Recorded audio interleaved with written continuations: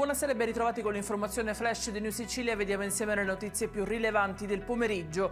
Operazione Mercurio ha deciso di dimettersi dal gruppo politico Popolari Autonomisti e dalle commissioni legislative, affari istituzionali e antimafia di cui faceva parte Giuseppe Castiglione, il deputato regionale arrestato oggi. A comunicare la decisione del suo assistito è l'avvocato Salvatore Pace, un primo passo indietro ma non totale. Le dimissioni infatti non riguardano l'Assemblea regionale siciliana.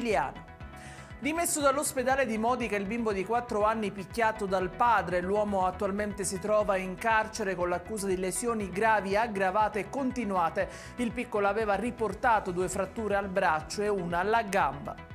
A Modica un'anziana è rimasta sotto shock quando ha visto recapitarsi a casa una bolletta dell'acqua da quasi 20.000 euro, un importo che appare decisamente spropositato per una donna che vive da sola in una casa di appena 100 metri quadri. Pare che questo non sia l'unico caso isolato del comune ragusano.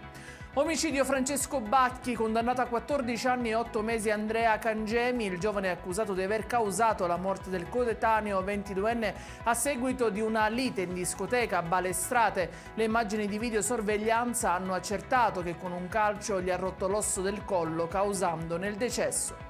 In chiusura il meteo, tempo stabile anche domani, previsti cieli sereni e poco nuvolosi, temperature nella media stagionale con massime di 19 gradi a Siracusa. Ed è tutto per queste edizioni, io vi ricordo che i dettagli su queste notizie li trovate sul nostro sito www.newsicilia.it e sui nostri canali social. Grazie per averci seguito e buona serata.